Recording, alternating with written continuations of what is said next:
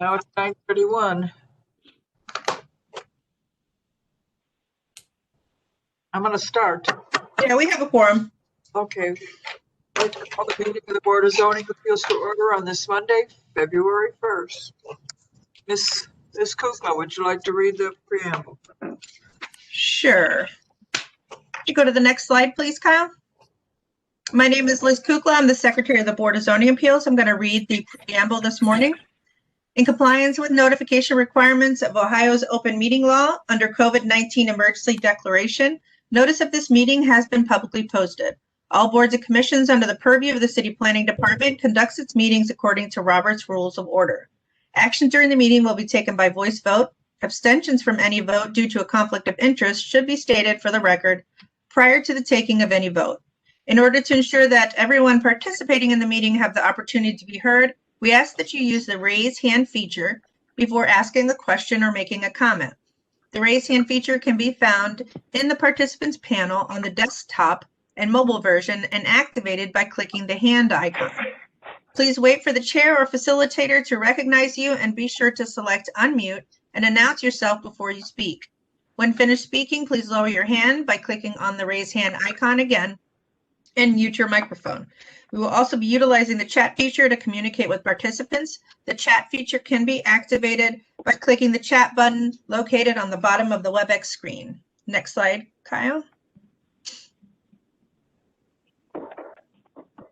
All meeting activity is being recorded via the WebEx platform. These proceedings are also being live streamed via YouTube for public view. We have provided a link to the meeting for those who wish to speak on a particular case via our website and email. We have also received emails from those who have provided written comment on a particular matter. Next slide. Liz, will you do a roll call, please? Sure. Mr. Donovan? Yes. Ms. Britt? Here. Ms. Faith? I saw her. I believe she's present. I am here. I needed to unmute myself. Good morning. And Good Ms. morning. Barnes? Ms. Barnes? Here. Ms. Johnson? Yes. Have a quorum. Thank you. We have a full house. We have no postponements or withdrawals that I've been advised of. That's correct. Okay, let's go to the first case. Calendar 21-001 at 4116 Biddulph. Ms. Faith? Thank you, Madam Chair. Calendar number 21-001 at 4116 Biddulph Road. Premier Cleveland owner proposes to change the use of existing family residence to a two-family residence with existing detached two-car garage in an A1 one-family residential district. The owner appeals for relief from the sixth application of the Cleveland Codified Ordinances as stated in the agenda and the public record.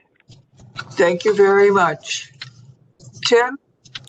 Everyone, for this case, please raise your right hand. I'm looking for the screen to change so I can read there we go, swearing in commentary.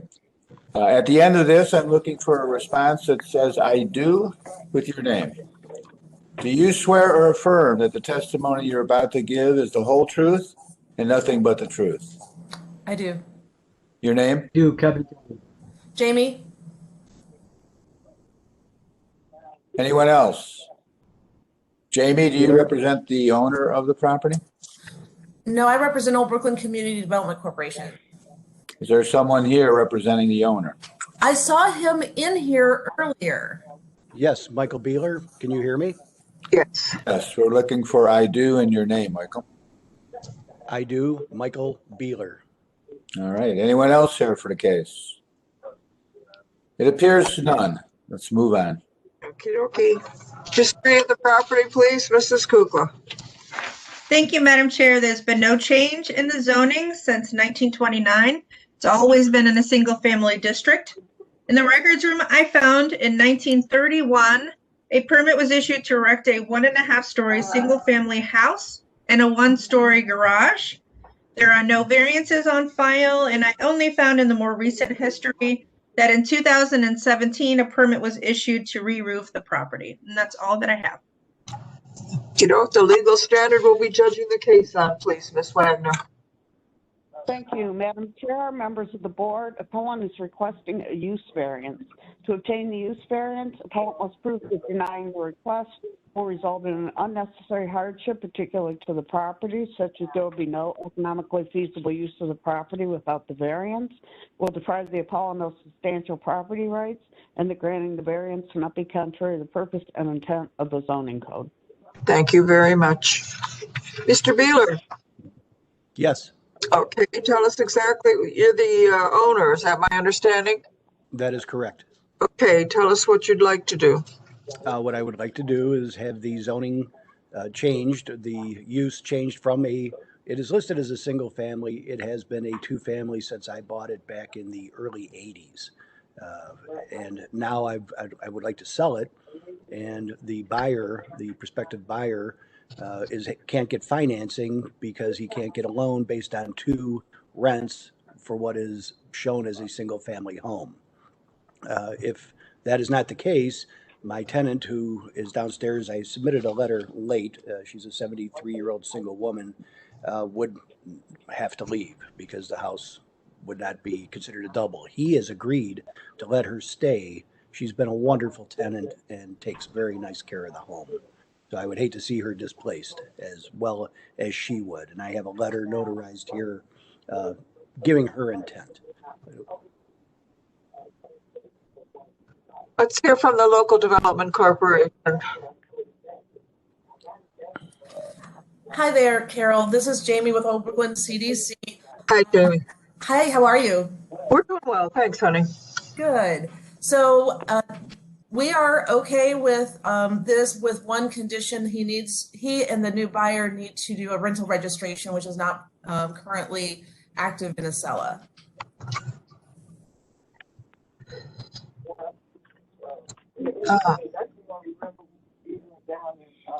All right, I've got to go to Councilman Kelly. I want to hear from him. Thank you, Madam Chair. When I first read this, of course, I would never support taking a two-family home and converting it to a one-family home. I did a drive-by and I took a look at it and did notice that it seemed like it was already a two-family. So to the extent that it's already two-family, I don't love that it was converted without permits or that we don't know if it was properly done.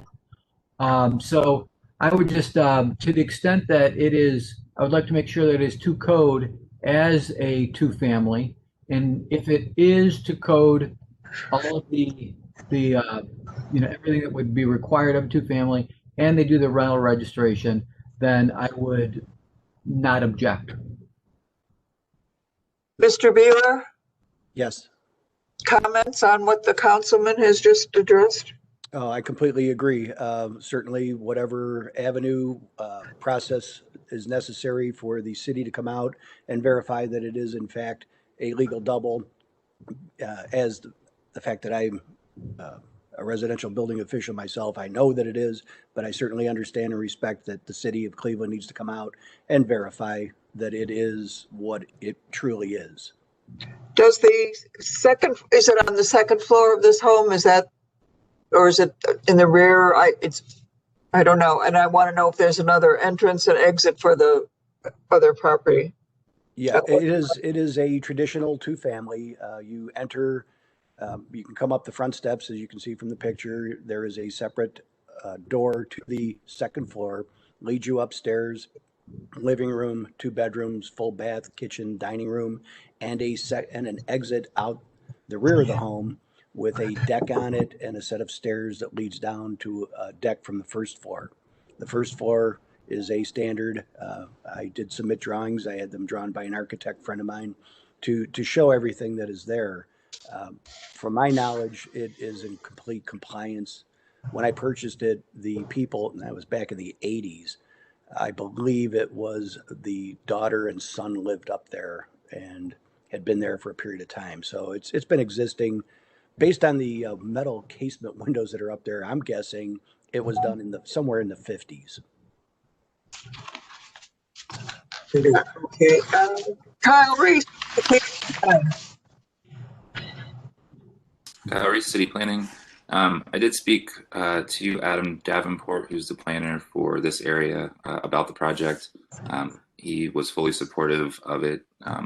Again, not thrilled that it was done without permits, but understanding that this property owner wasn't responsible for that. So he did support the additional unit on the property. Thank you. Board, any questions? If not, I'll entertain a motion. Madam Chair, this is Liz Kukla before there's a motion. Yes. Okay. Just to Council President Kelly's comments on the code conformity. This is the first step in the process to get it up to code conformance. So there will be a building review after this, if this were granted today. So that's the natural process of the permitting of this use at this point. So just to kind of allay the council president's concerns. Thank you, and Madam Chair, before you call the roll, if any approval is contingent upon making sure that this is properly, that everything's caught up with the rental registry, that would be, and everything, all the lead testing, everything that needs to be done as part of that. That's Madam Chair, yes. it seems like doing the exercise could reveal some additional concerns that have to be perhaps even weighed in terms of a variance itself.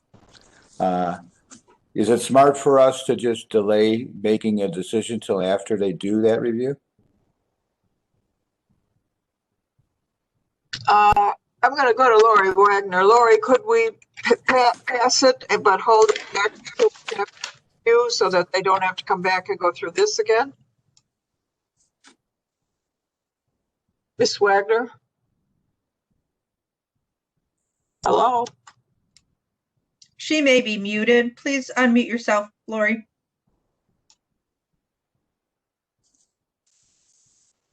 Lori?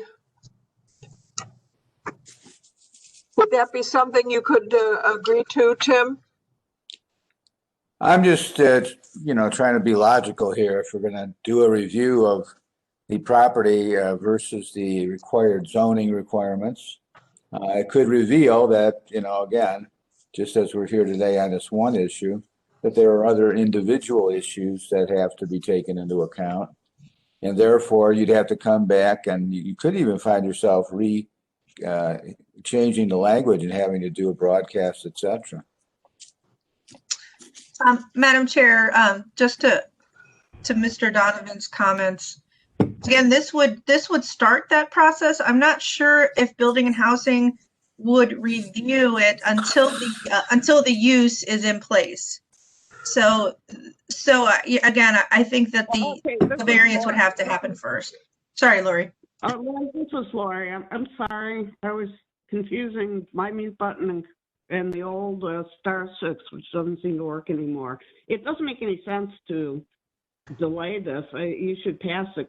If you want to pass it and grant the variance, then obviously that's going to be contingent upon a satisfactory inspection by the Building and Housing. And you could put that in your motion if you prefer. I don't know what I missed here. Tim, would that be something you could be amenable to?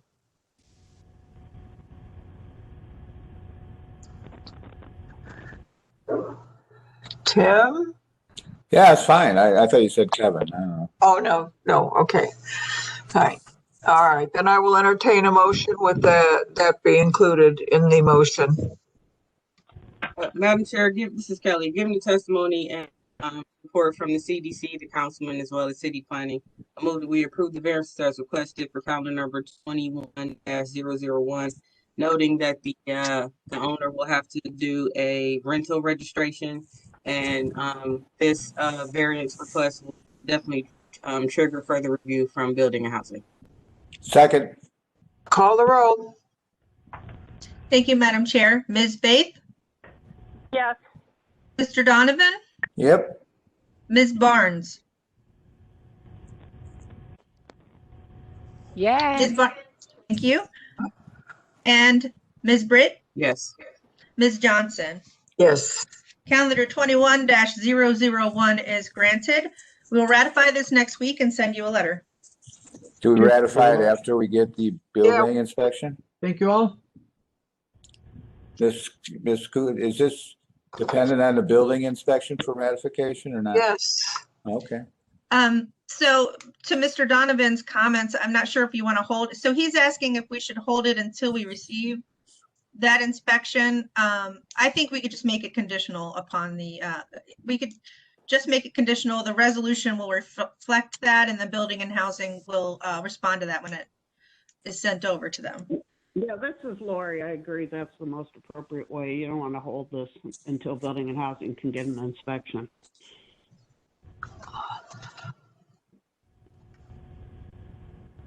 So what does putting it in the motion really do, Liz or Ms. Wagner, one of you, or Kyle? Somebody? It really does nothing. Every building that's in the city that's being occupied for a particular purpose is subject to building and housing inspection. I think putting it in the motion in this case just notifies the owner and for the record that this is something that has to be done. If it turns out it's not done, then it's not going to be a legal two-family. So I'm sorry, this is Tom Vanover. I apologize for my tardiness. I had another hearing this morning. We have to swear you in. Okay.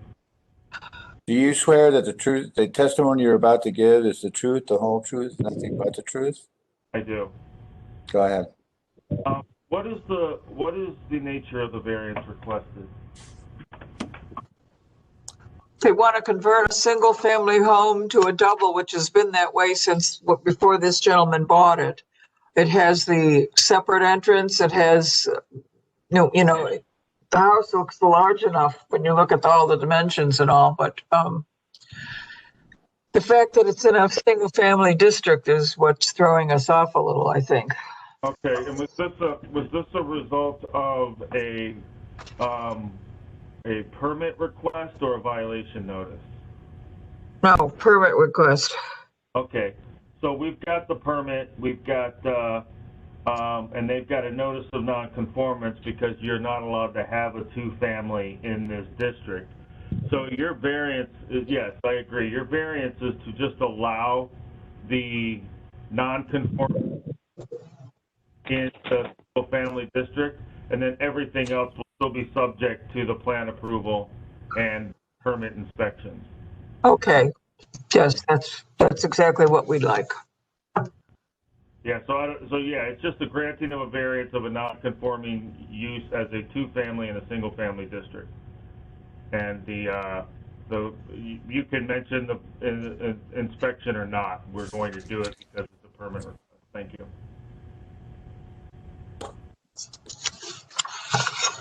We had a motion and we passed it. Any other comments? Thanks, Tom. Thanks, Councilman Kelly. Thank you, Old One. Thank you, Old World. All right, are we ready to move forward? I am. Okay, good. Thank you. Calendar 21. Okay, we all are. Let's go. 21-002 at 3420 West 130. Go ahead, Ms. Faith. And here we go. Moving right along. Calendar number 21-002 at 3420 West 130th Street. Tony Ciro, owner, proposes to change the use of an existing single-family residence into a two-family residence in a B1 two-family residential district. The owner appeals for relief from the strict application of the Cleveland Codified Ordinances as stated in the agenda and the public record. It's apparently two-family day, so here we go. Everyone for this case, kindly come forward, at least virtually. Raise your right hand. I'm going to read a swearing in notice. I'm looking for a response of I do with your name. All right, here we go. Do you swear or affirm that the testimony you're about to give is the whole truth and nothing but the truth? I I do. do, Brian Casey. Melissa Miller. I do, Tom Vanover. Anyone else? Okay, Hearing that, is one of you the owner then? I am the owner of, I'm the owner of the house. I'm actually the, I'm not sure what I'm called. My mother passed away in 2018. This was her property and I am the executor of the estate. I'm a little nervous because the last one seemed so professional. I don't think I'll be quite as professional, but I'll do my best. I have ways of dealing with you, Tony, no problem. I got it. All right, let's move it on. Okay, do I need, I can't find the raise my hand button either, so if I'm not sure. So let me know when I It's not your talk. turn yet, Tony. It's not your turn Okay. yet. Okay, history of the property, please, Mrs. Kukla. Thank you, Madam Chair. There's been no change in the zoning since 1929. It has always been a two-family zoning district. I couldn't find any records in the building and housing records room. There are no variances on file. I did find on our Acela system that in 2019, a registration renewal for 2 units was allowed in, it was in 2019, registration for renewal of 2 units was permitted. That's all that I have, Madam Chair. Thank you very much. History of the legal standard will be judging the case on, please, Ms. Wagner. Thank you, Madam Chair, members of the board. Appellant is requesting area variance from the minimum lot width and minimum lot area requirements of the zoning code. And unlike the last one, this one is in a two-family district, so the use is permitted. To obtain the area variances, appellant must prove that denying the request will create a practical difficulty not generally shared by other land or buildings in the same district, or deprive the appellant of substantial property rights, and that granting the variances will not be contrary to the purpose and intent of the zoning code. Thank you very much. Well, it seems like there's not much you can do about the 10-foot difference here. I've been there since, 1950 or whatever. Yeah, okay. Tony, is there a second resident that's still living in the house? I'm sorry. Is your tenant still living in the house even though your mom passed away?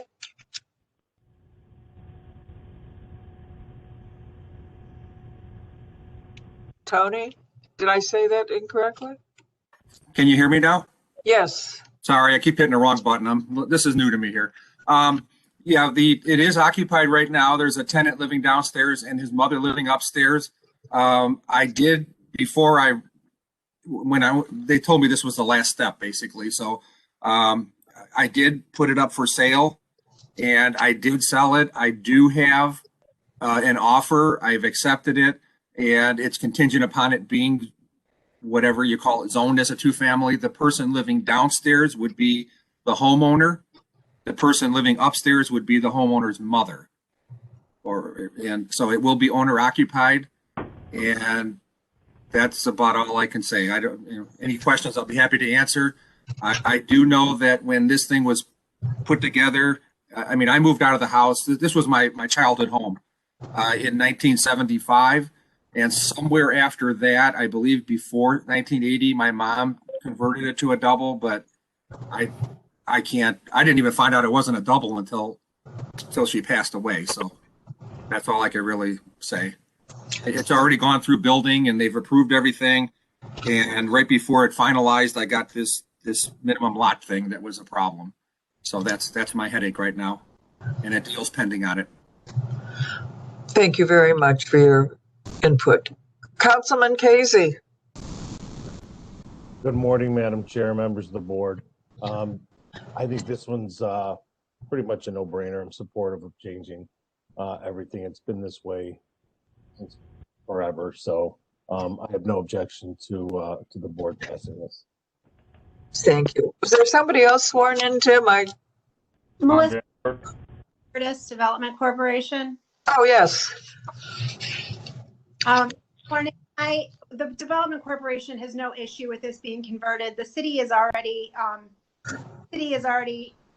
thinks it's a double through rental registration, through garbage cans, through their meters. It was just a technicality that they didn't get through back in 79 or 80. So we have no problem with this variance. Thank you very much, Melissa. I'll entertain a motion unless the board has questions.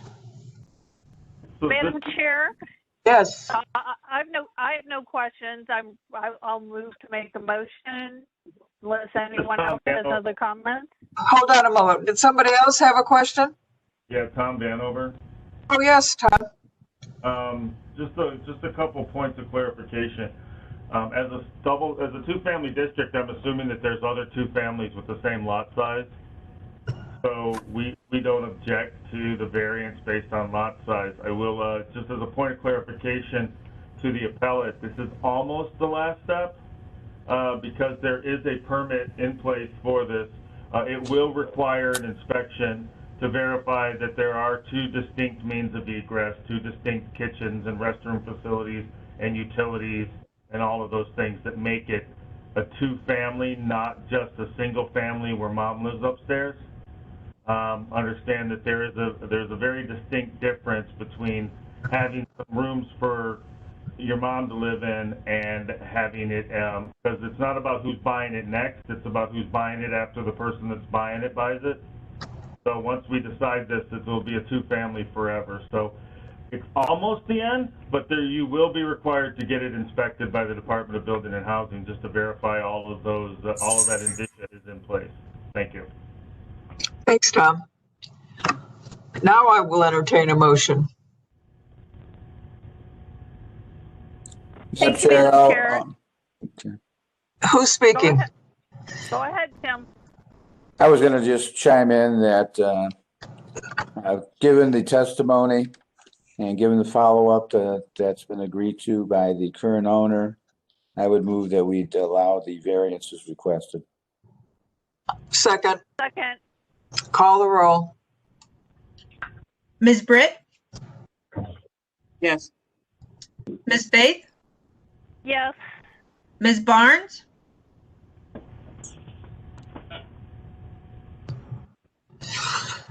Ms. Barnes, Yes. Mr. Donovan, Yes? Ms. Johnson. Did you hear me? Yes. Nope, I didn't. I'm sorry. Thank you. Calendar 21-002 is granted. It'll be ratified next week and we will send you a letter. Moving right along to calendar 21-003. Go ahead, Ms. Faith. Thank you, Madam Chair. Calendar number 21-003 at 1297 West 115th Street.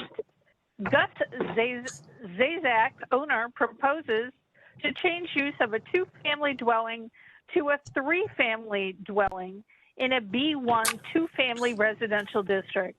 The owner appeals for relief from the strict application of the Cleveland Codified Ordinances as stated in the agenda and the public record.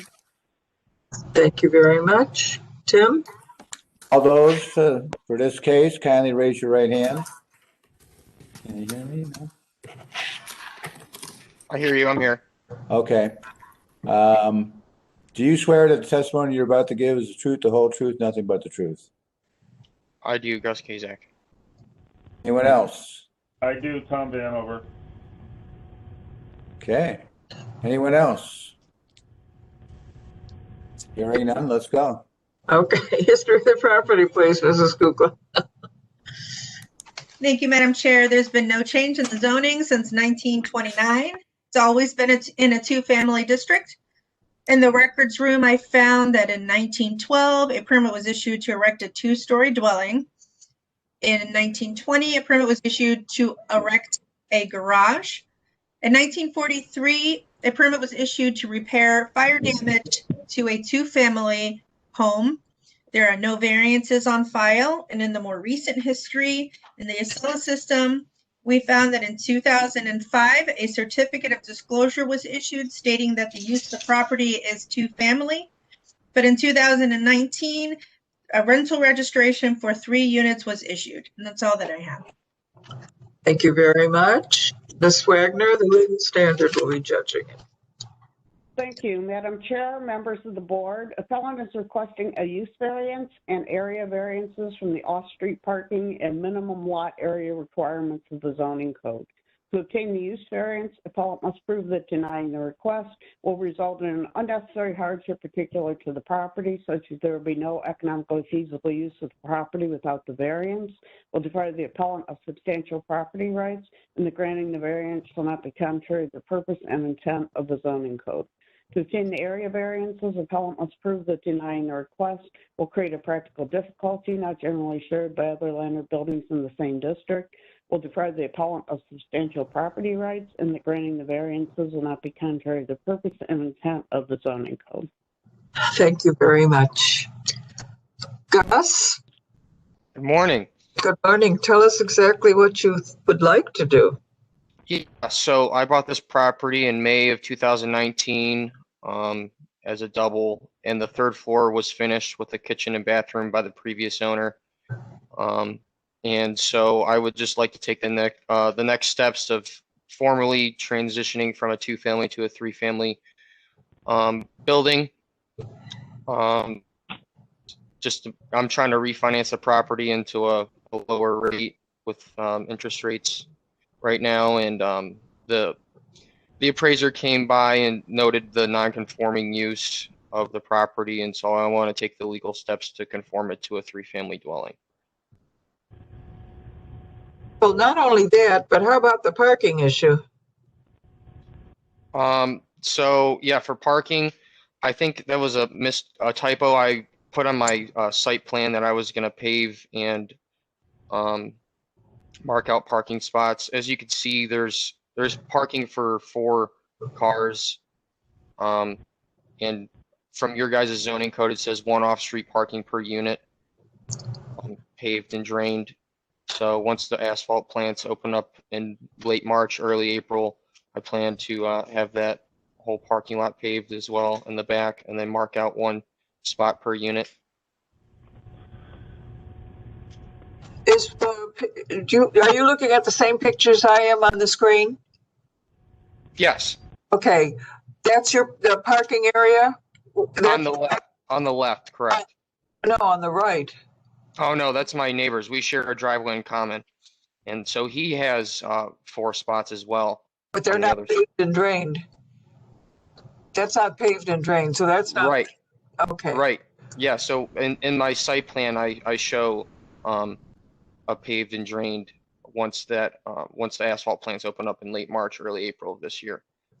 Kyle, do you have that plan? Okay, here we go. There's a survey.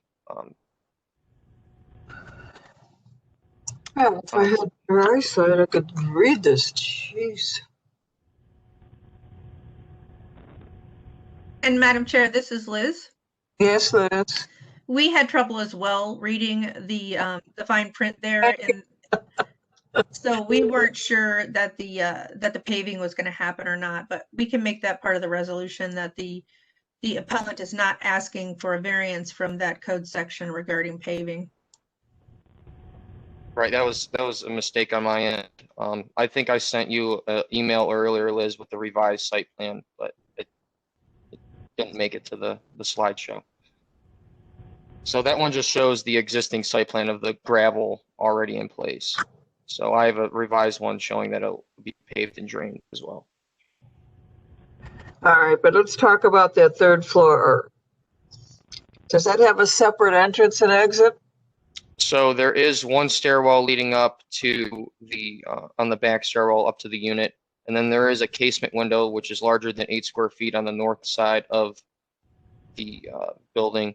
And so my understanding is that if these variances were granted, the next step would be building and housing come out and verifying that is conformance with code for fire escapes. And so there is that casement window there. And And so if I need to put another fire escape or do a sprinkler system, I will conform to that as well. So, but right now there's only one stairwell and like I said, a casement window over 8 square feet on the building. So what do I have to do? Jump out of the casement window? Is that what you're saying? Well, I think reading Ohio Revised Code, there's a maximum sill height that the casement window could be up off the ground. So I don't know if it meets that or not. I haven't measured it, but yeah, essentially that's what building code says too. Tom Vanover, let's hear from you. So the casement window is an emergency escape and rescue window. The expectation is that the fire department could get a ladder there. However, we do have local ordinance that requires occupied third stories to have a second means of egress. So he is accurate. There will have to be something additional done. It appears from my reading of the record that there is, you will not have to sprinkle it because it's still only a 3-family home and it's still a residential structure. But we will do an inspection and verify everything. See, oftentimes, and just for your information, these things are bootlegged in, and then you buy it this way, and there's no inspections done on anything. So we will come out and do, to the best that we can, inspect the property. But if you need to add the additional egress, and that'll be based off of the plans examiner, that'll be something that's required. But other than that, I think this is just a heightened, or it's an area or a lot size, and isn't this a 2-family district? Yes. Yeah, so it'll be a use variance too because it's a non-conforming use. Right. And somebody, we didn't hear from the council person, did we, Liz? Jenny? Did we hear from Jenny? No, we did not. We hear from the Local Development Corporation? No, sorry, we did not. Do we hear anything from any of the neighbors? No, I didn't receive any letters from the neighbors either. I sent you a letter and an email. Liz responded that you'll put it on the record. It was a support letter from my neighbor who I share the driveway with, Stephen O'Block. I could provide that as well. Oh, I apologize. Kyle, is that in the PowerPoint? I'm sorry. I may have sent it to Maurice. Madam Chair, I have a question. Go ahead, Tim. This goes to Mr. Vandover. We've had cases similar to this throughout the 20, 30 years I've sat on the board. And when I look for factors that differentiate the outcome, I find that usually the council person had a very strong opinion on whether or not they felt that third floors in particular were opportunities to expand Cleveland's density issue in terms of housing. This was especially the case down by Clifton Avenue and Lake Avenue here. I'm just wondering, does the city itself have a policy in terms of the future of such spaces in Cleveland? Is it something that the city would like to see those owners pursue or not, or is there no position at all at the moment? So, Mr. Donovan, I would assume the city has a position, and that would be through, the folks in planning and the council people and the elected officials. I am fortunate in that I have a very distinct group of documents that tell me what's legal and what's not, and I get to follow those.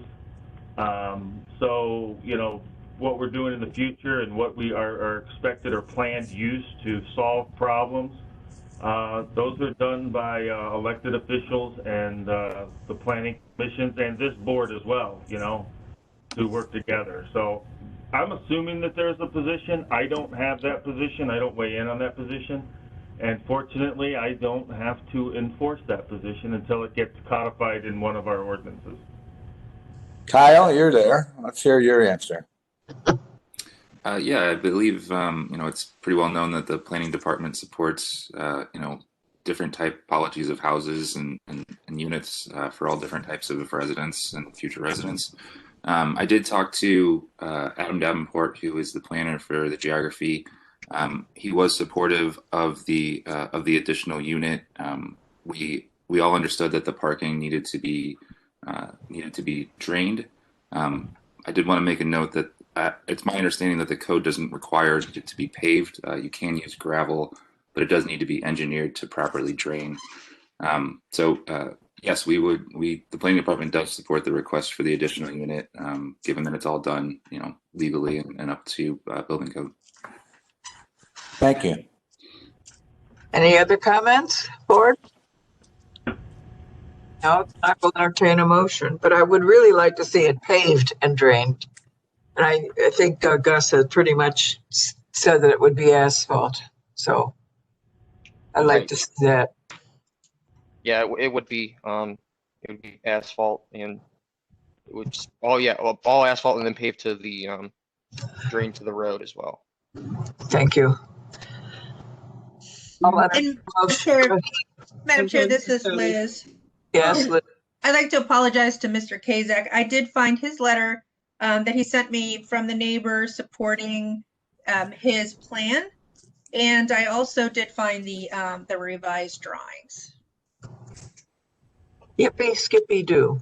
All right, Madam Chair, this is Kelly. I'll move with a motion. Considering the testimony and support from his direct neighbor as well as city planning, I move that we approve the variances as requested, and also noting that the appellant say he will pave and drain the lot once he's able to do that this spring. Second. Call the roll. Ms. Faith? Yes. Mr. Donovan? Yep. Ms. Barnes? Yes. Ms. Britt? Yes. Ms. Johnson? Yes. Calendar 21-003 is granted. It'll be ratified next week, and we will send you a letter. You guys. You're welcome, Gus.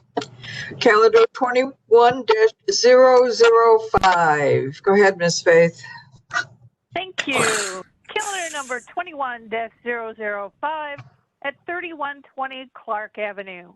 Hani and Samira Zeda, owners, propose to construct a new 50-unit multifamily building located on a parcel that is split zoned C2 General Retail Business District and B1 Two-Family Residential District.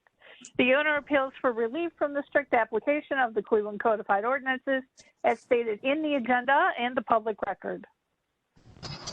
All those for this case, kindly raise your right hand. I'm going to read a statement. I'm looking for a response that says, I do, with your name. Do you swear or affirm that the testimony you're about to give is the whole truth and nothing but the truth? I do, Tom. I do. Names, please. Tom Vanover. Nicole Boyer.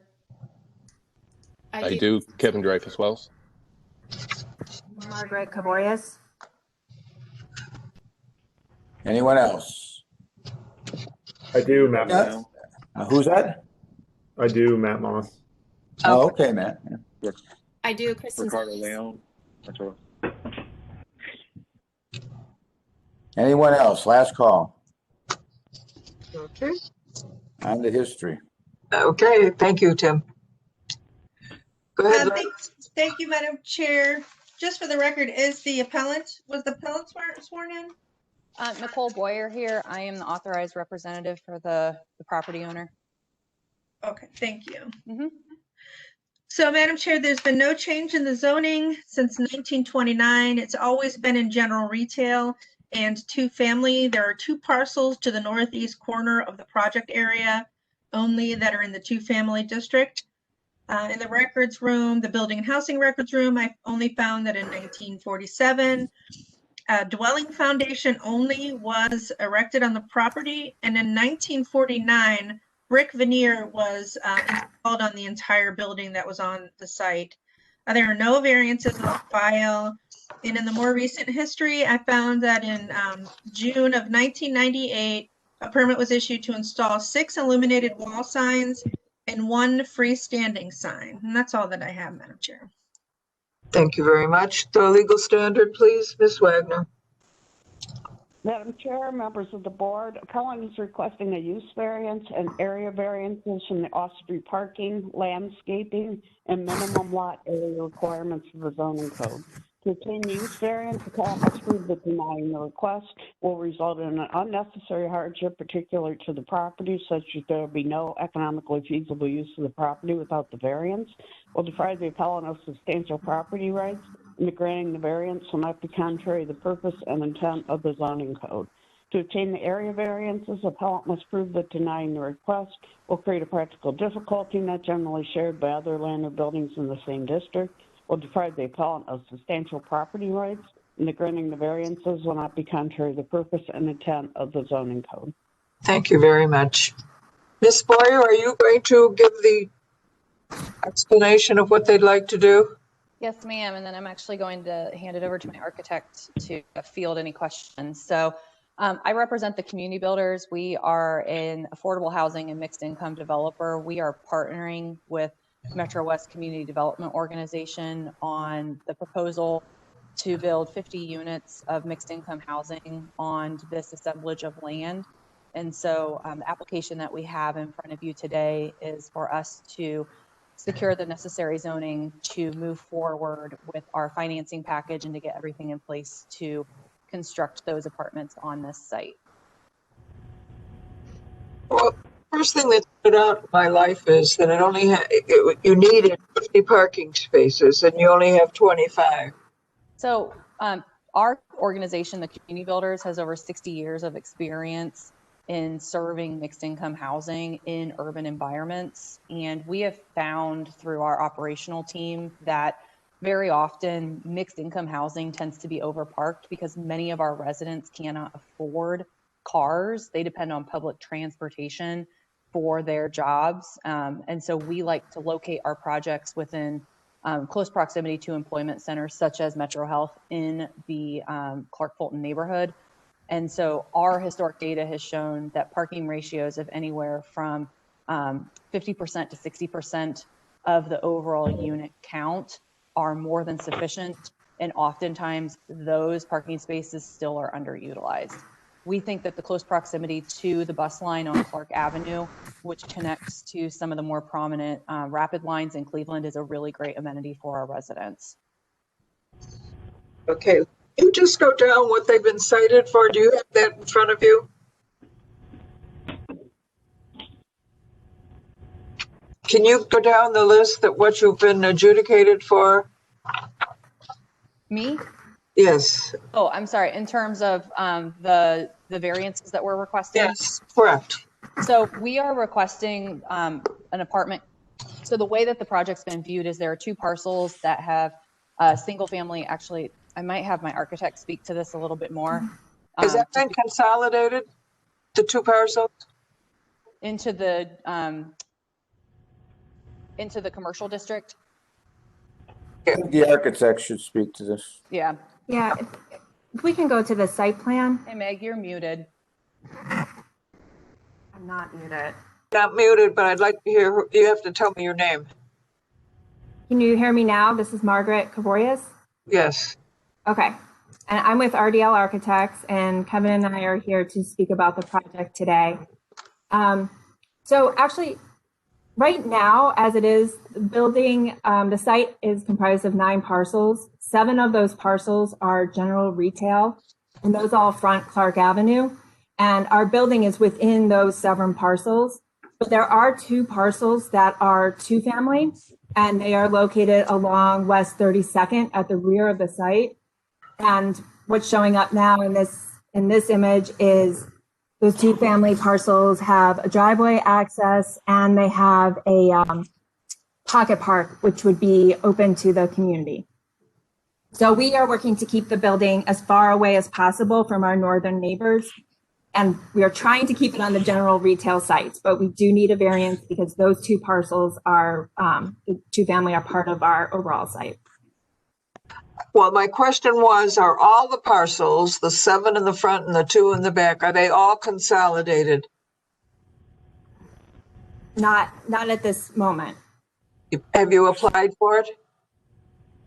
I don't think we've applied for it. Yeah, I mean, because this is part of an application for low-income housing tax credit funding, we're seeking the zoning approval now at this preliminary stage with the intent that the consolidation would occur after the project is funded. Thank you very much for that clarification. Continue, go down the list. So the next variance we are requesting is for the parking, which Nicole went over with their prior experience. TCB has found that they don't typically need more than half a parking space per unit. We are also providing bicycle parking on the site, and that is located at the rear of the site. We have an RTA bus stop out front, and additionally, Nicole, I don't know if you want to speak to this, but I know TCB has been working with the city and Metro West to look for some district parking solutions for any overflow parking that might occur. Yeah, there's preliminary discussions and there's nothing to speak to right now, but we have entertained options to look for other, district parking and parking sharing alternatives that could make use of other surface spaces that are adjacent to or in close proximity to the site. Okay, go on to the, do we have a 6-foot wide landscaping? Yeah. So actually, Kevin and I, we weren't sure what this was for, and we did talk to Chuck's, and he said he removed this one because this did not apply to the site. But either way, we're going to have landscaping around the entire building, as you can see from Peggy's landscape plan, including landscaping between the parking lot and West 32nd.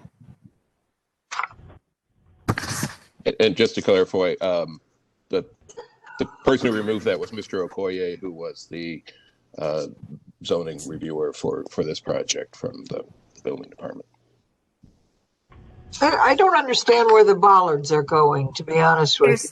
Yeah, there's no bollards. There is no bollards? Right, yes. And so Kevin and I had a discussion with him, and he removed that, and he reissued a new letter to us that excluded this variance. Okay, so we do have the landscaping strip, but we're taking out the bollards. No bollards. Okay. The next one was number 4, which states the, Yeah. I understand. Okay. So the whole site is just a little bit under an acre. So that would only permit us to build half of the site acreage. So that would be 21,500 square feet. And of course, we're showing a 4-story, 50-unit building to add density to the area. And that would require a minimum building square footage of 60,393 square feet. Do we have an elevation on the? Okay. Oh. And we could speak a little bit about our process in the where we are in the design process. We've gone to local design review. Our intent is to provide a strong street edge that gets towards what city planning's, our understanding what city planning's current goals are. This is a work in progress. The comments we've heard from local design review are to look at potentially increasing some of the glazing on the upper stories, which we're looking at and we think is feasible, to continue to study exterior materials and do the things that maintain activity along the street edge.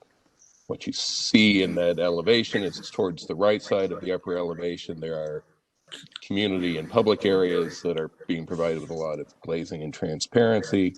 On the left are residential units that, in addition to their own connection to the apartment circulation, are being provided with their own front doors, so they create their own street presence and eyes on the street. There will be some separation of landscape areas and fencing so that those aren't directly up against the Clark Avenue activity, but still provide that relationship with the street. And similar kinds of units turning around onto the West 32nd Street side. I have concerns with having somebody on the first floor living there. Are they going to congregate outside then? We wouldn't expect that that would be the primary congregation area. We're not providing, necessarily a front porch that provides room for a lot of seating. In the back, I understand that. This is the real world that I'm living in. Understood. And it's not the ideal world I would like to see. And I worry about the security, let's say.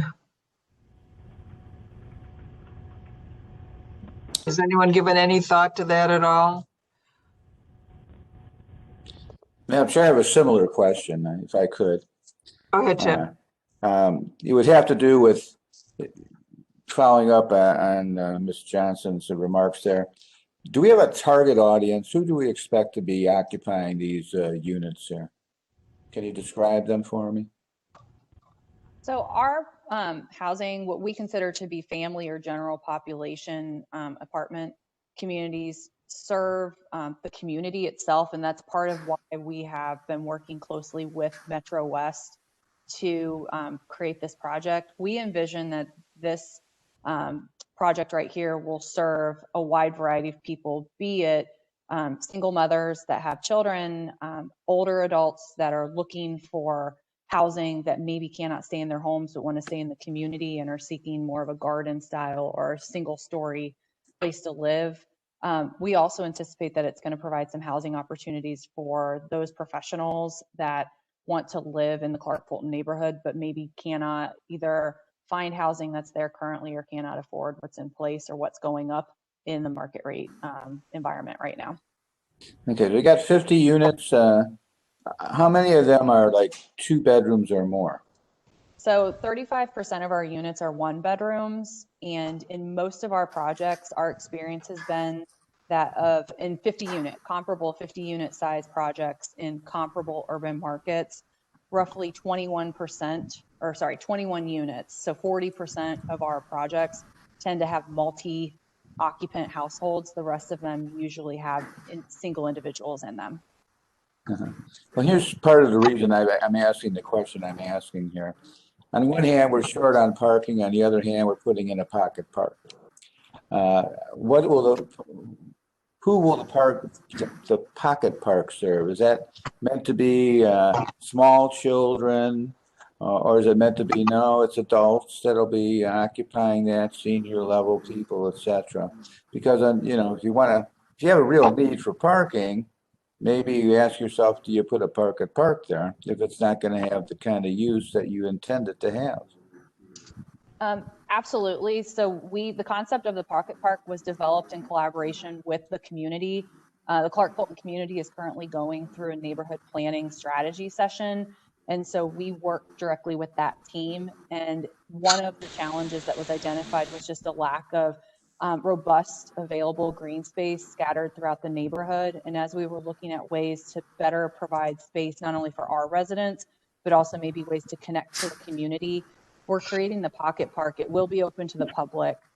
Preliminary planning for the park does include the potential for some sort of, if not hot lot, like play area, then other sorts of landscaping features that could be used, like a sculpture or something that kids could climb on. But we envision the pocket park space to be something that can be engaged and used by all members of the community, both in terms of age as well as whether or not they live in this building or if they live in other housing. Will there be a management team on site? Yes. The community builders will, we not only are developing this, but we will be one of the owners as well as the full-time management agent for the project itself. Is that park illuminated at night? It will be. We will work with our architect and with our landscape designer to make sure that it's illuminated and that it meets all the city code requirements. Any other questions, board? Kyle, City of Cleveland Planning? I believe we have the planner for the district, Matt Moss. Oh, Matt, I'm sorry. That's quite all right, Madam Chair. This is Matt Moss. I'm a neighborhood planner with the Cleveland City Planning Commission. As the applicant and their team testified, they have gone through a conceptual design review process with the local design review committee and the Planning Commission. The Planning Commission has approved this plan conceptually with some of the comments that the architect team has gone over already. So they are moving through our design review process. As Nicole Boyer noted, they need this zoning entitlement in order to successfully apply for their state funding in order to build this project. So this is a crucial step in the process. As you may know, some of you may know, we are working on broadly a form-based code pilot across the city. Clark Fulton was one neighborhood we initially evaluated for the form-based code pilot, but that was, we held off on that because at the same time, and what is currently underway is a master planning process called the Clark Fulton Together Plan. So in other words, to make a long story short, this is an area where we are currently actively revising the neighborhood plan for this community. And one thing that has emerged already in that planning process, and one thing we have heard from community members prior to that planning process is a greater need and desire for new housing that is affordable. So this project really meets that goal and meets that need. I think in this neighborhood particularly, our zoning code parking minimums belie the actual need for parking. There is ample street parking. As Nicole mentioned, we are working strategically with the Development Corporation to look at sites where we can preemptively create opportunities for district parking to accommodate future projects. But given the product this housing this project is seeking to provide in terms of housing, given the transit environment, Please mute. Given the transit environment infrastructure area, as well as the bike infrastructure we're planning for this area, we would be supportive of the variances as requested, and would likely in the future seek to zone this area for housing like this. We're relying on you, Matt. Okay, any other questions? Is anybody else sworn in that I should hear from? No, if not, any other questions, board? No? In a motion? Madam Chair, this is Liz. Yes. Did the appellant speak to the bike parking? Yeah, it shows on the plan. Okay, so they're not requesting a variance from that. No. Any other questions? I'll entertain a motion. I'm sorry, Chairwoman. I'm a resident of Ward 14. My name is Sandy Smith. Okay, Sandy, we know who you are. Okay, thank you. I wanted to say two things, really. One, I'm pleased to see the drawings because as a member of the community, I wasn't aware that there were drawings. I think it looks like an attractive addition to the neighborhood. And I'm happy to know that there will be landscaping around the entire development because that was something that was of concern to me, was the aesthetics of it. But I do take issue a little bit with parking. That area can be sometimes squeezed for parking. I appreciate the fact that the developers do have experience with this. But I would like to know when they bring projects to BOZA that they do have something in their back pocket in terms of overflow parking and not just sort of vague references to it. Thank you very much for your time. Thank you, Sandy. Do you see what when you get involved with their presentation to the community, to the local block clubs or the Development Corporation for the area? This is Ricardo Leon with Metro West. I was one of the folks who was sworn in, Executive Director of Metro West Community Development. So just a couple points.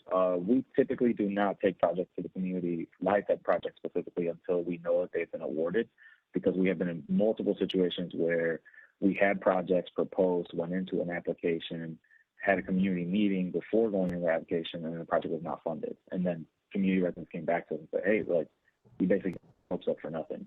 So that's why we haven't had the direct community meeting which we know we will be holding once that petition is submitted and we have a general sense from OFA whether the project will likely move forward or not. So that's kind of the one component of maybe why, it feels like there hasn't been community input, but the CDC and the councilwoman are aware of the project, have been working with community builders on the project as well. And then the issue around parking, it certainly is I understand why it's concerned to be a concern, particularly, during, 9 to 5 business hours for a lot of the retail, portion of the street. But the reality is we do have a significant amount of parking available in this part of Clark 4, and we have a parking analysis that we've done. We did one in 2017 and 2018. It has been updated since, but we found that there, of all the parking available within basically a half-mile radius of this site, only about 30% of it is actually actively used. So there's a significant amount of parking, both street and lot parking in the area. So that's not, while it may seem like a problem when you're really just driving through the street, like down Clark Avenue specifically, if you're looking at any of the kind of ancillary streets, there's significant parking in the area that is never fully consumed. Thank you for your input, Ricardo. I just want one quick question. Is there parking on both sides of the street there on Clark Avenue? Not on Clark Avenue, but on 32nd as well as Walton, which is the street behind. So Okay. there's actually no parking on Clark Avenue. Thank you very much. Appreciate that. Any other questions, Wood? Have we heard from the councilwoman by chance, Liz? No, we have not. Okay, Local Development Corporation, we got because they're part of this group, Metro West. I will entertain a motion. Madam Chair, I had a quick question. Go ahead, quick question. Thank you. To Ricardo or Matt, do either of you know how Clark Avenue is being impacted by the RTA redesign?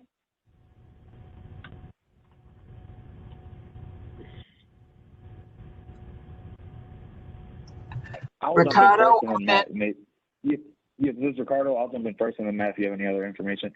So I know really the only proposed changes potentially around the West 25th and Clark intersection. But from my understanding, there is not going to be the BRT won't have an effect on Clark itself, just on that main intersection, which is really like the main intersection in our community.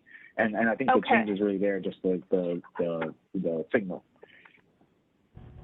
Okay, so you don't know if there's going to be any increased frequency in the bus on Clark Avenue or not? No, up to this point, RTA has not shared any expectation that there'll be an increased frequency along Clark specifically. Okay, all right, okay. Ricardo. I'm just wondering. Oh, go ahead, Ms. Faith. I was just wondering if we think that the bike rack is adequate, or if we need more bike racks. Matt, do you have any thoughts on that? Yeah, Alana, this is Matt Moss. I think the bike parking is adequate. I think what we'll look to do with the design team as they move through, if they are awarded and they move through the final design review process, is to make sure that bike parking is optimally located and hopefully covered too. It's it really ups usage if the bike parking, especially if it's outside, is covered in some way, so you can lock and unlock and take care of what you need to do without getting rained on or snowed on. But other than that, I think it is in a good location in terms of accessibility to the building and the general location. It's a pretty active block, and the block lengths here aren't too great, that I think this corridor would be served with more of this building form on it, and would hopefully continue to make it more walkable and bike friendly. We are looking at through the Clark Folding Together plan ways in which we can make West 32nd and Walton alternative bike routes, because the right of way is so constrained on Clark in terms of adding bike infrastructure. We're looking at these side streets like 32nd and Walton to provide bike connectivity in a low stress way.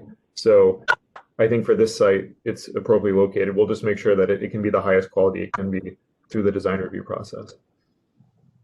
That's excellent. I think that's going to really alleviate some of any concerns about parking, because I think we're going to see a lot more active transit in residents of this facility. I want to Ricardo, question real fast, Miss Faith. Ricardo, come back. I'm here. Okay, Ricardo, my question would be, if this is, well, I realize you're waiting for funding to help, but if that happens and you are now then deciding to go forward with this project in concrete, let's say, will you be going to the community to get some input from them? Oh, definitely. We typically hold 2 to 3, on any of these projects, we'll hold 2 to 3 public meetings that are just open to the general public. And we often partner with a council person as well to hold it in their ward meetings as well.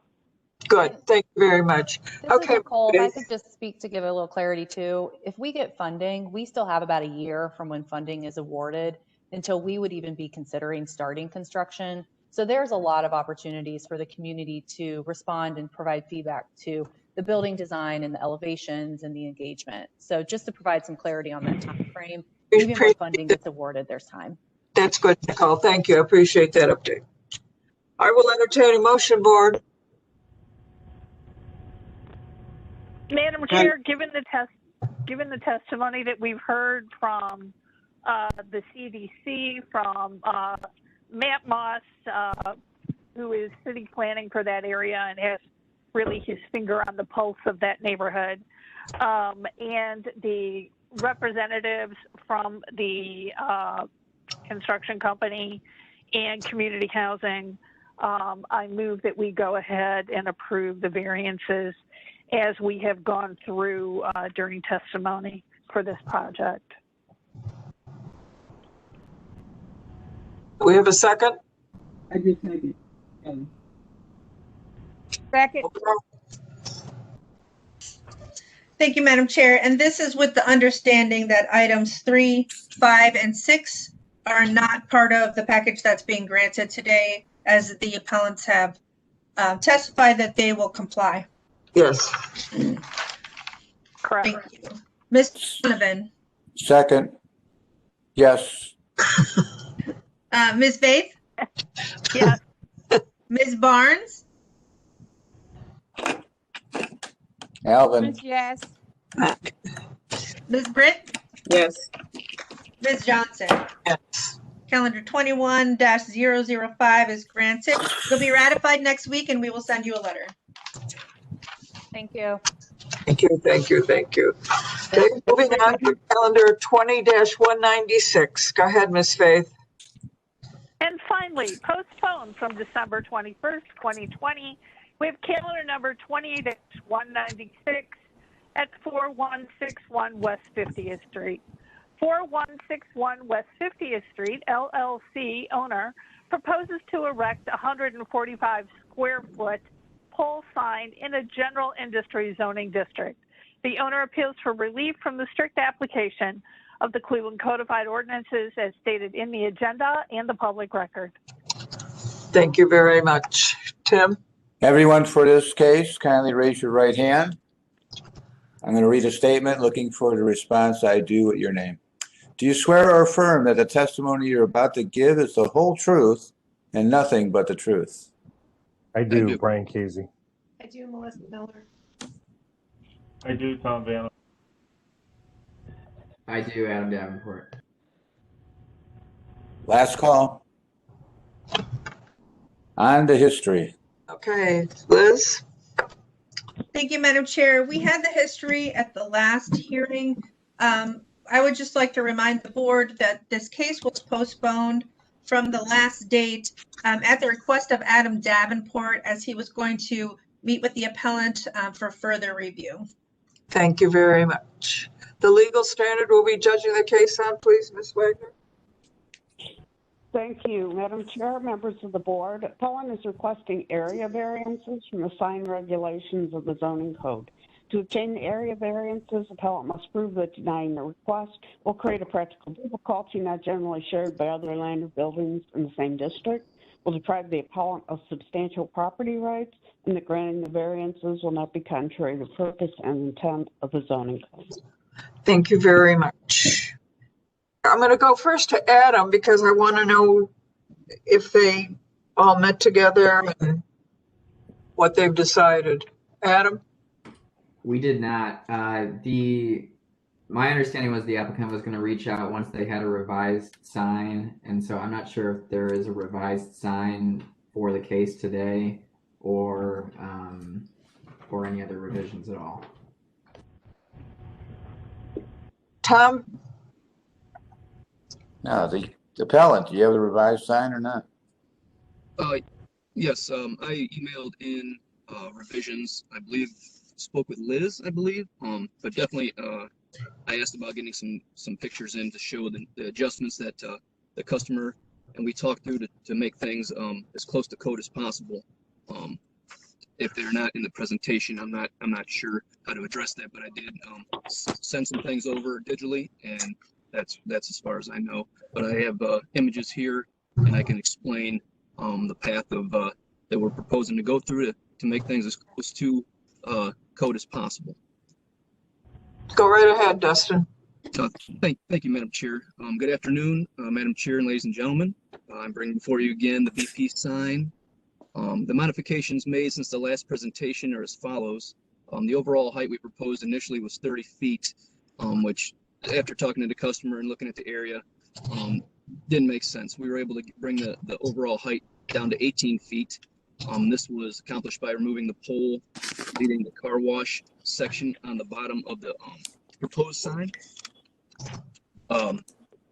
Due to the size of the pricers, the standard size of the BP pricers, that's what keeps the width over when you do all the square footage. So initially the square footage size was 145, and now we have it down to 120 square feet. Removing the pole, removing the bottom of the car wash sign. The other signs, as far as the BP Invigorate, the Subway and the 7-Eleven, the customer really feels those need to be displayed, and I understand this position there. But due to the size of the pricers opposed digitally now, as opposed to the analog pricer before, is just a wider footprint, and so we are now compliant with the height. I believe the height is 25. Overall height is 25 foot max. We're now down to 18. Just the width, we have a difference of 5.5 inches on each side wider, as opposed to the sign that's existing right now with what the new sign would be. And that is what I have. Is there a consideration of other signage that may be on the property and attributed to this particular outlet and purpose? I'm sorry, could you repeat that? Is this the only sign for the gas station that'll be erected in that area, or are there others as well? As far as a pole monument sign, this is the only one there. No, is there any other signs, period? Forget poles. I believe there are signs on the building as well that have been permitted for it and things of that nature. So I think what we want to do here is have a holistic examination of the signs, and that's what I thought Adam was going to do as part of the exercise there. Adam? Yes, I think so. If I guess a history from the last meeting as well. This parcel isn't in a design review district, which is why it's here before the board today, I think. But I would say the same thing that I did at the last meeting, that this parcel, I mean, I know there's a gas station on the south side of 71. It's a speedway. It has a very, very large pole sign, but that's right by the highway. I think if this were to get redone, it should just be a typical monument sign. This is kind of a taller, more of a freeway kind of, larger plaza sign that probably isn't situated right for West 150th. I would also, defer to the council person of the CDC to give a little bit more neighborhood context for it, but I think city planning's opinion is that this isn't a freeway sign. This should just be a monument sign as per normal code requirements, or if it did go through design review would say the same thing. Well, I see a lot of trucks parked here. Is this a truck station? Truck depot or rental place too? Nothing of that nature that I'm aware of, but they do sell diesel, and being so close to the freeway, I just imagine it does draw a little bit of, diesel traffic in there, yes. So even if you have this sign and you put the price of the gas, do you need this other price of gas that's there on the ground? There's a lot of signage there. I can't even read the one.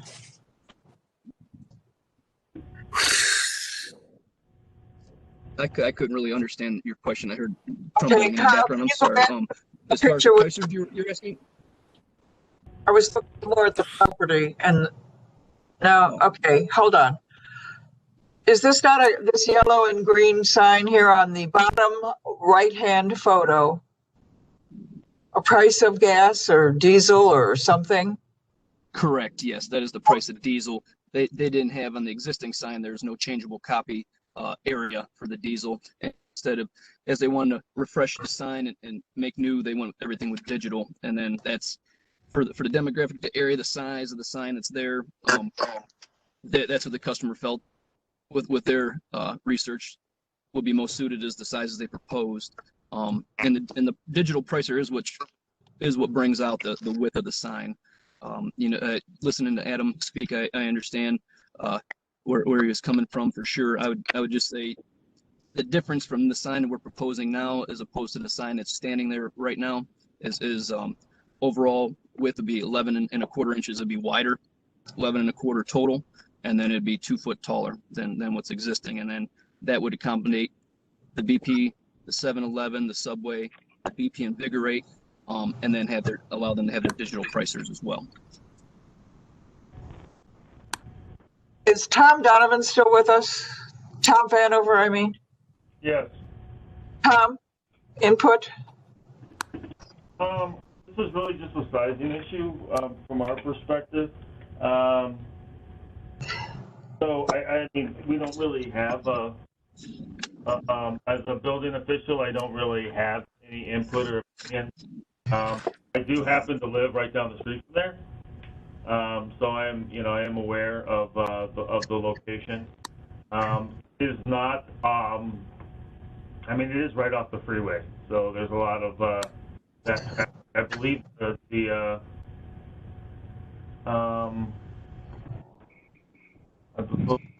freeway sign is about the same as here, but that's more of a resident opinion, building official opinion. Madam Chair, I don't know if you can hear me. Yes. Chuck. Yes, Chuck. Do the Board of Zoning Appeals have any question on that is directly to zoning? Then I can answer that question. What we are concerned about here is the setback, the 3 feet setbacks that is on the next item that we have to face. But as far as the sizes and the height, this is what is stipulated in the code, and it's rest upon the Board of Zoning Appeals to look at it and see if it's what they can approve or what they cannot approve. But if you have any question, I'm here to answer the question. Thank you, Chuck. Appreciate it. Councilman Casey, are you back with us? Madam Chairwoman, I haven't left you. I apologize to you, though, because I should have called you after we had that first one. And please accept my apology. It was an oversight. No problem. I'd like to hear from everybody and go last. So I'd like to hear from the CDC first, if that's possible. No problem. Thank you. Who was sworn from the CDC? Madam Chair, Melissa Miller, Bel Air Puritas Development Corporation. Yeah, Melissa. We agree with Adam Davenport, the city planner, on this one. They currently have a monument sign. I don't want to see it move away from a monument sign to a pole sign, whether or not the height requirement is below the 25 feet. I think they can do what they need to do with a new monument sign.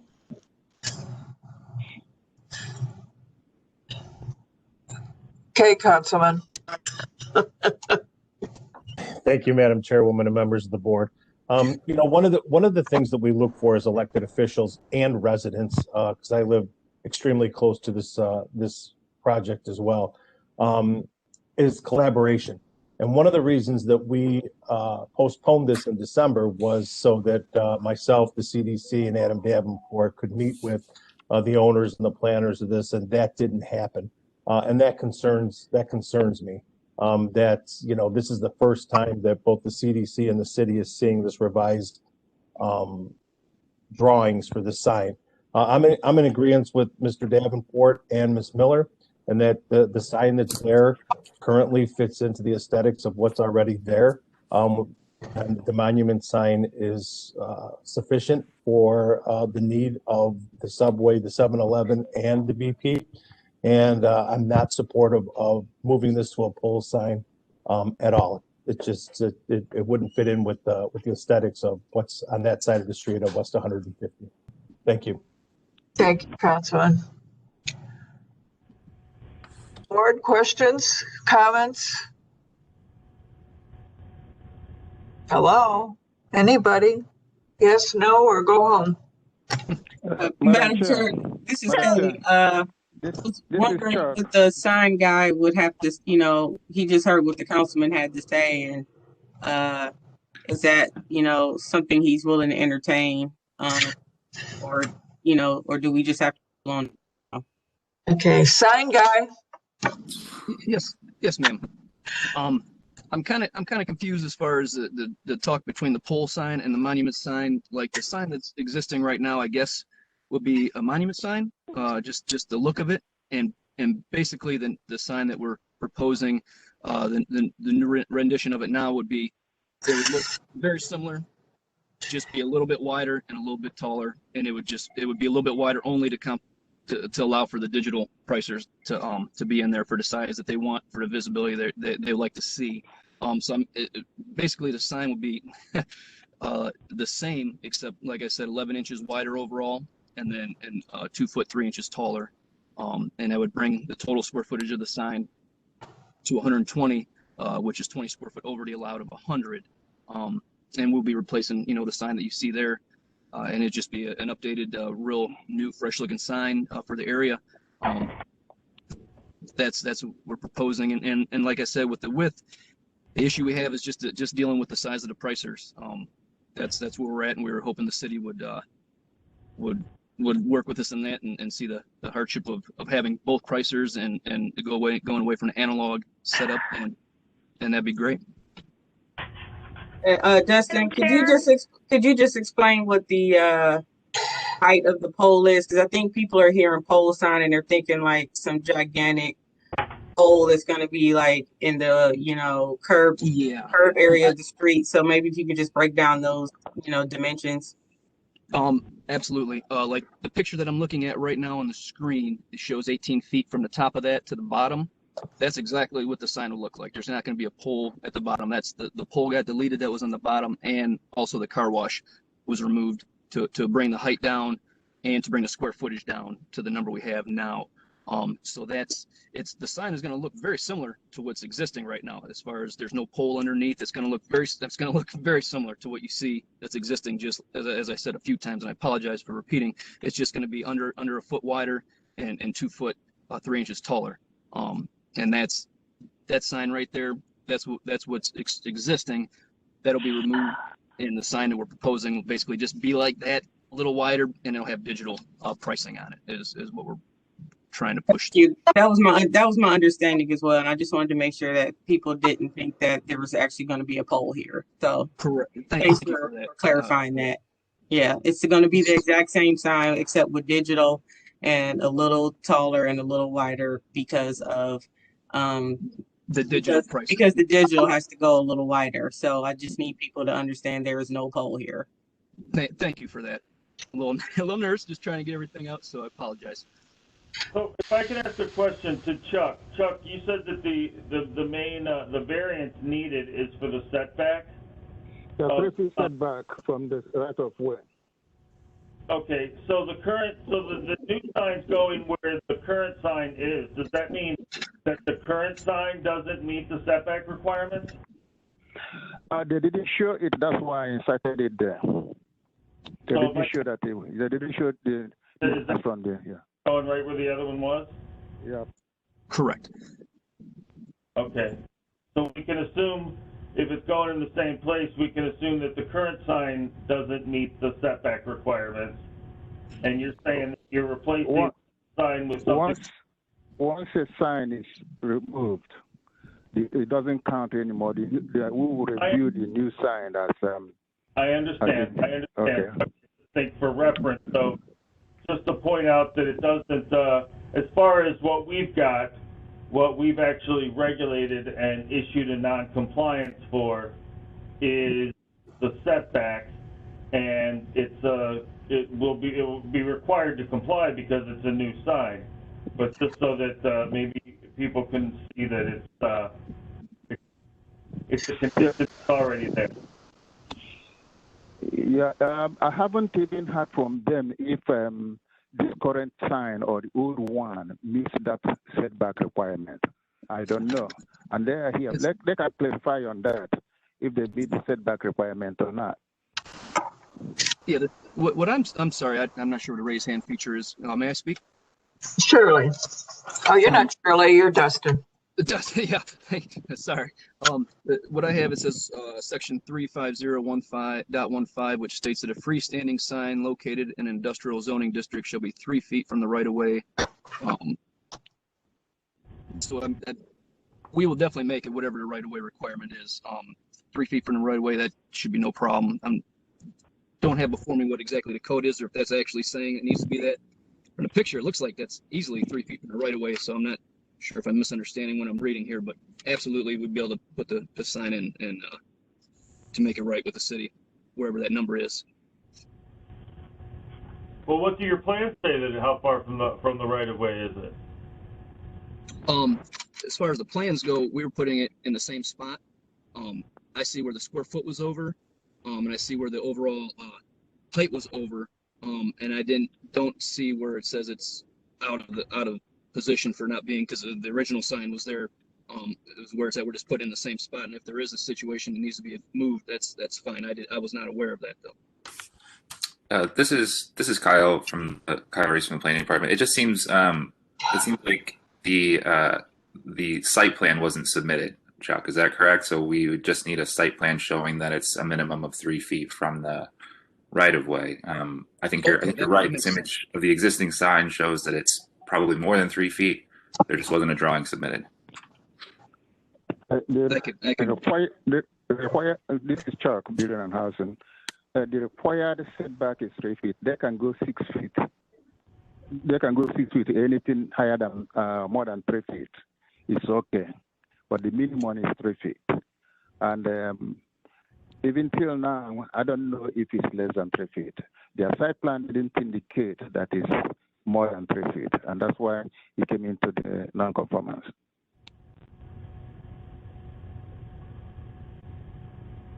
I don't understand. Yeah, the site plan indicates that it's not more than 3 feet. Chuck, is that what you said?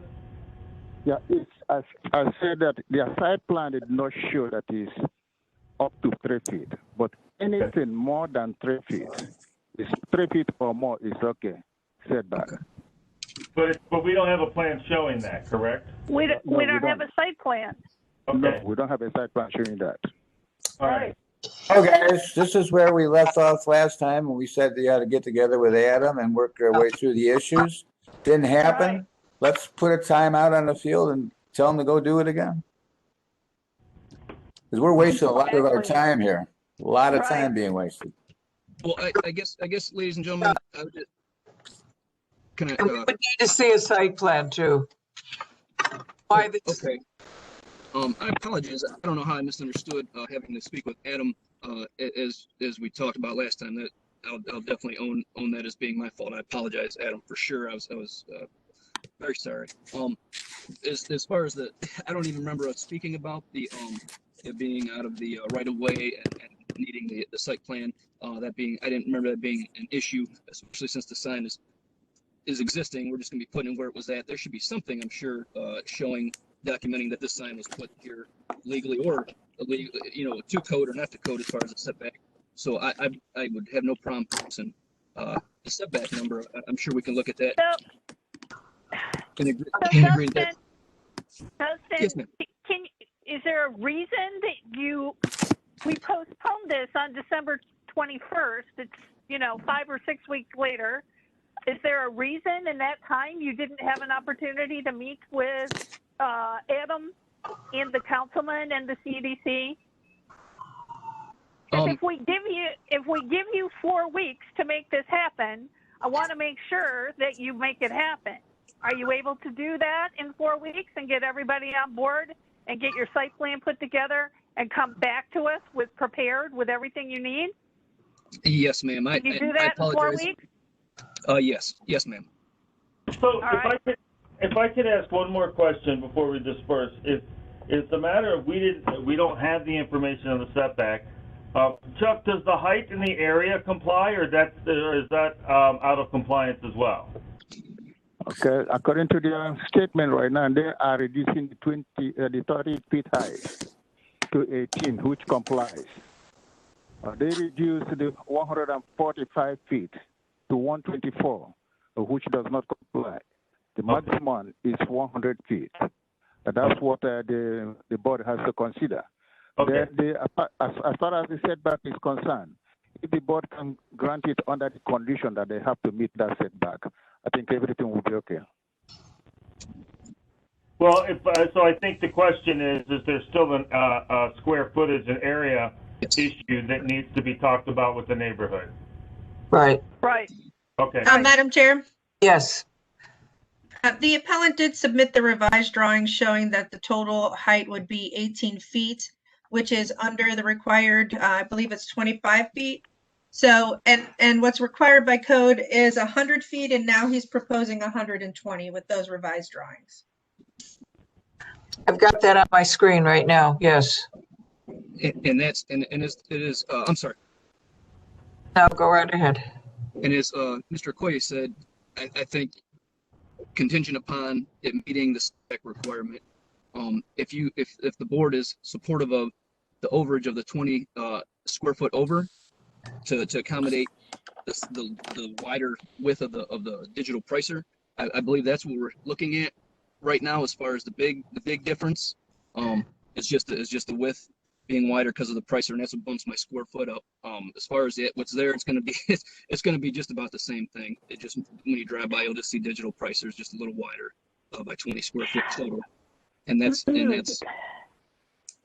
basically, if you guys don't like the 20 square foot over, then there's not much I can do for that one except go back and see if there's any more they can take off. But that's where the problem is as far as their advertising. Dustin, at this point, you don't have the support of the councilman, you don't have the support of the CDC, you don't have your site plan, so you need to get everyone involved together and come back to us with all the stuff that you need. And you need to explain this to the councilman and the CDC, and you need to meet with Adam Davenport. Okay. And you need to make sure that you understand, once you take the old sign out, that means the new sign has to comply with all the variances. So it doesn't matter where the old sign is now. Once you take that out, you're putting in a new sign. So you need to make sure that you have everything pulled together and come back to us with everything you need and everyone on board. You can tell us the dimensions over and over again, but without the support of the councilman and the CDC, and all the materials you need to submit to us so that building and housing and everybody else can review it, then, we could talk till the cows come home, and we're not going to get anywhere today. Well, let's get a date for postponement, please, Liz. Thank you, Madam Chair. March 1st. Thank you very much. Without objection, board? Without objection. Without objection. Thank you. Madam Chair, to the appellant, does he have contact information? Does he have an email from or the email address for Mr. Davenport? Yeah, that's what I was just going to ask, if I can have some contact information just to have that down. Liz? Sure. I will email that to you right after the meeting. Thank you. Thank you all. All right, let's move it. of Zoning Appeals, old business, 1 through 4. Without objection. Did we Madam Chair, 1 through 4, it's 1 through 3. 3? It was the rehearing consideration. Okay, we didn't, okay. Do we have that on the screen? Okay, there we How about 12 and 13? Kyle, do you have that on a slide? The old business? When I printed it, I had a problem. Okay, thank you. It didn't show up on my print. Okay, this dismiss and remind sent a number 13. What does that mean? You sent them another reminder? No, Madam Chair, I just wanted to let you know that we sent the reminder and today we should dismiss it because we haven't heard anything back. Okay. Number 13, dismiss without objection. Without objection. Without objection. And the Holmes Avenue revised, you have not received yet? We have received that, Madam Chair. So we are ratifying it today. And number 12, without objection. Right. Without objection. 1, 3, and 2. Now, Without objection. okay, and the affirmations, because of the pandemic. Okay, we need on 4608 and 4610 West Cook without objection. Without objection. Okay. Without objection. All right, now let's talk about the rehearing on the landmarks. You all got letters, comments, et cetera, et cetera. What's that all about? Well, we don't know that they're asking us for a rehearing. They're asking us to, rescind on the decision that we made. I understand what the argument is. I don't remember the case. What was the case? You weren't here, Tim. Yeah, you weren't here. Okay. Figures. they want to tear down this building that's falling down with walls, bowing out and all. They have submitted numerous letters from affiliated architects, everybody in the world associated with building, that it wouldn't be good to save this building. It would collapse whatever they do. Yeah, I have unfortunately for some, a kind of long history about buildings that, quote, can or cannot be saved. And oftentimes what you think cannot be saved can be saved. I mean, there's a building in the warehouse district on West 9th Street where literally the back wall fell out of the building. It's been restored and it houses an eye doctor clinic right today. And it's still one of the oldest buildings in the city of Cleveland. So, I mean, I go in here with eyes wide open if I were to hear the case. Madam Chair, this is Liz. We do have Donald Pettit, the Secretary of the Landmarks Commission, if you'd like to hear. I know you've received his letter, but if you'd like to hear verbatim why he is requesting this rehearing. Liz, to the board, before Don speaks, could I just remind the board of the standard here for a rehearing? Yes, I read it. Thank you, Lori. Motion for rehearing or reconsideration only if the board determines that new relevant evidence will be presented that was not available at the original hearing, or that a change in circumstances exists justifying the rehearing or reconsideration.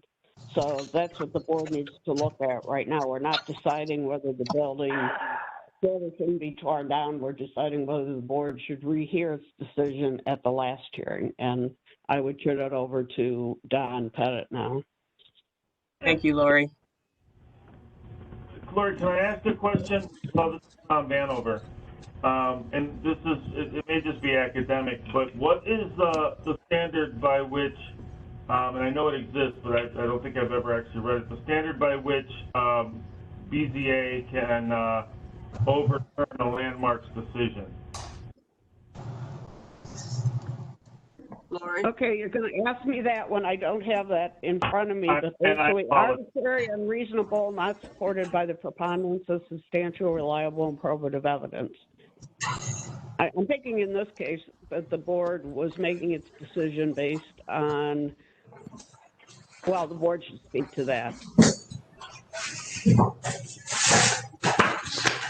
I think the issue in this case is whether the decision of the Landmark Commission was supported by the evidence as in front of the board at the time of that hearing. And now the issue is whether there's new relevant evidence that was not available at the original hearing, or that a change in circumstances justifies the rehearing or reconsideration. But what we need to determine now, is there any new evidence that was not presented at the last time, not the same opinion or the same feeling that presented in the board meeting, but new evidence that shows that we should reverse our decision? And if I may ask, was my testimony from the Landmarks Commission, and I apologize, I did not make the last hearing, was my testimony from the Landmarks Commission hearings, actually there were multiple, was that presented at the last hearing for BOZA? Madam Chair, this is Liz. I believe that Secretary Pettit did state that no condemnation notice was issued. I believe that's the extent of it. Yeah, this is Lori Wagner again, and I would say that the building and housing testimony was certainly summarized by Mr. Pettit. I can't say in how much detail, that wasn't firsthand testimony, but Mr. Pettit did, in quite some depth, I think, talk about the opinions of the Building and Housing Department. So. Madam Chair, if I may read my statement, please. Yes. Thank you, Madam Chair and members of the board. Thank you for giving us this opportunity. I'm here today as a representative of the City of Cleveland requesting a rehearing on the grounds that the chief building official, the city council member, and counsel for the Landmarks Commission were not in attendance at the last meeting. I'm also concerned that the board failed to adequately justify their reasons for finding the decision of the Landmarks Commission to be arbitrary and capricious. I have spoken to Director Collier, and he supports the request for a rehearing in order for the board to hear additional input from individuals who contributed to the basis for the Commission's decision.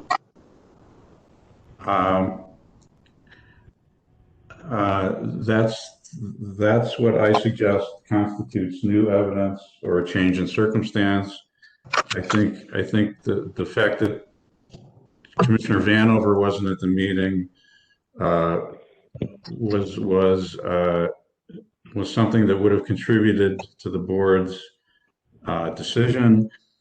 I'm also concerned that in their decision, in your decision, you implied that the building was not historic enough, despite the fact that it's a contributing building in a Cleveland Landmark District and listed on the National Register of Historic Places. And I would suggest that that is not in the purview of the Board of Zoning Appeals, but in the purview of the Landmarks Commission. So for these reasons, I'm requesting respectfully a rehearing of the case. Madam Chair, this is Liz. Yes, Liz. As a reminder, there were 3 members present. Mr. Donovan and Ms. Barnes were absent. And the 3 members that were there unanimously supported the decision to overturn the decision of the Landmarks Commission. Yes.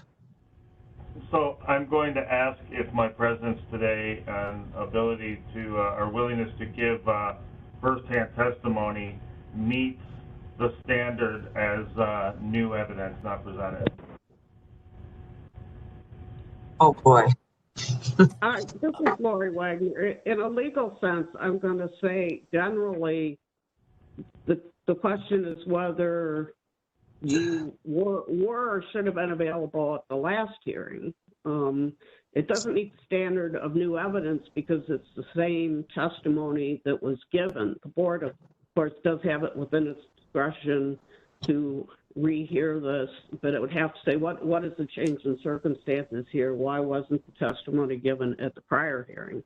Do we have anybody from, is the appellant have a representative here? Yes, this is Robert Powell. I'm the architect. I do have a statement I could read as well. I'm just waiting for my turn. Okay. Robert? Do we have to swear people in for this? Right. It would be a good idea. I think you're still at the point now where you're determining if you're going to rehear it or not, right? Well, it seems to me that we're starting to take testimony. Let's have a statement. It's not testimony. I think everybody should be sworn in if they're talking about factual things. If they're just making arguments, that's not necessary. But for the record, let's make this clear and swear everybody in. All right, here we go. Everyone that may be offering what might be considered testimony or facts or statements regarding this case, will you please raise your right hand? Do you swear that the testimony you will be giving is the truth, the whole truth, and nothing but the truth? Answer, I do, with your name, please. I do, Donald Pettit. I do, Robert Powell. Tom, are you still here? I am. Yeah, calm down. Okay. I did call on Robert Powell. Robert? Okay. I guess before I make my statement, board members who were not here that day, who you are. My name is Robert Powell. I'm the architect for the project. I am representing my clients who are in Australia right now. So I don't want to go through the whole project. I just want to say that's who I am. Before I read my testimony, I'd just like to make a comment just a quick response to Don Pettit. His comment that the building is listed. The building is not listed on the historic registry. The district is. The building is not. Just to be clear about that. So my statement. I'll just read this. A request has been made by the Landmarks Commission to reopen case BZA 20-206 that was decided by the Board of Zoning Appeals earlier this month. The request is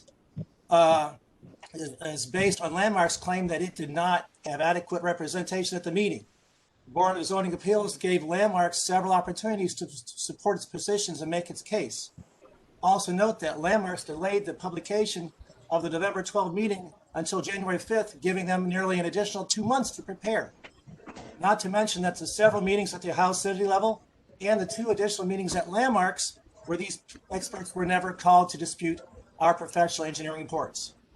And at any time, these groups could have asked for continuance to consult these experts, and it was never done. Second, there is no substantive evidence or testimony that the Landmarks Commission can bring to the table. None of the people that Landmarks has listed as being absent from the meeting have ever personally inspected the building to contradict the hundreds of pages of reports generated by 4 professional licensed architects and engineers, along with 2 reputable historic restoration contractors. In addition to this, both Tom Vanover and Don Pettit were personally extended invitations to tour the building. These invitations were never accepted.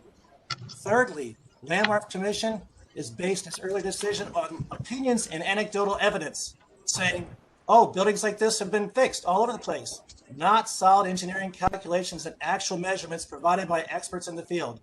To even entertain this request by Landmarks Commission will put in question the authority of the Board of Zoning Appeals and open the door to multiple reconsiderations and all of the board's decisions just because one party did not get the judgment it wanted. The decision of the Board of Appeals was based upon professional judgment provided by licensed professionals. To allow opinions without any expert reasoning will undermine the legitimacy of the process. Landmark's request for reconsideration should be respectfully denied as baseless. Finally, and most importantly, the reports generated clearly demonstrated that the building is a threat to the public safety and has been for over a year. These continued appeals are directly contradictory to both the Cleveland City Zoning Code and the Ohio Building Code, and any further delays continues to put the public at risk. Thank you very much. Thanks, Robert. Board, did you have any comments on either Donald Pettit's testimony or Mr. Powell's?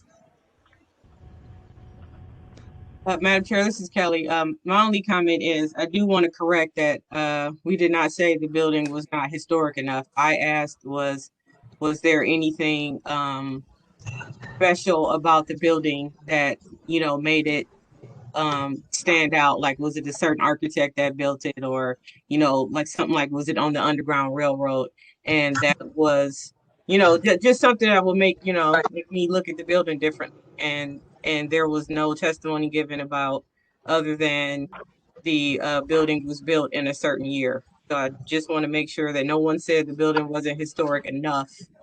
It was that I was trying to find something, you know, something else that stood out about the building.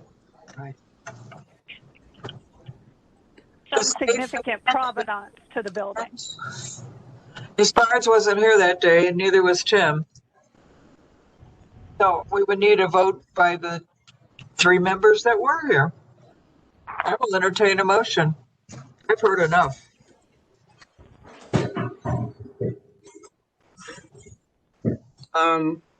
Kelly? Well, yeah, well, if you've heard enough, Madam Chair, I'm gonna respectfully ask that we maintain our decision to allow the building to be torn down and not hear the rehearing. I second the motion. Call the roll, Liz. Ms. Faith? Yes. Ms. Britt? Yes. Mrs. Johnson? Yes. Request for rehearing 20-206 has been denied. Okay. And we have one more thing on the, just miscellaneous. They've adjusted these first footage of the billboard down 4 square feet. Do we need to make a new motion or anything, Ms. Wagner? I'm Or sorry, I don't speaker. have that. I don't have that document in front of me. Somebody has reduced, you granted the variance for a sign and they're reducing it by Yes. 4 feet? No, I'm sorry. Actually, they are going up 4 square feet. They proposed 816 and now they're proposing 820. This is the case last week that Mr. Donovan kind of wanted to rehear.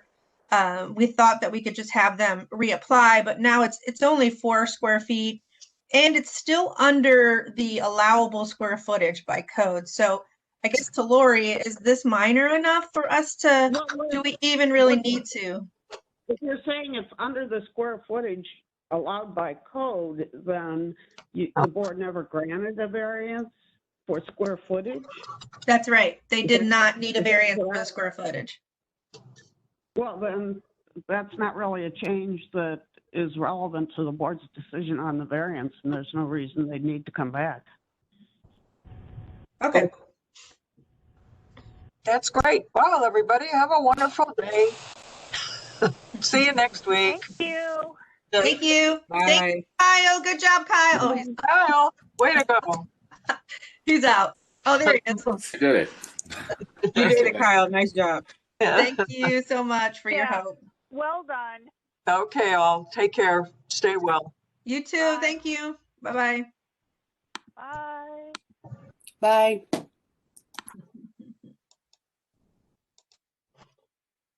Liz? Liz, are you there? I guess not.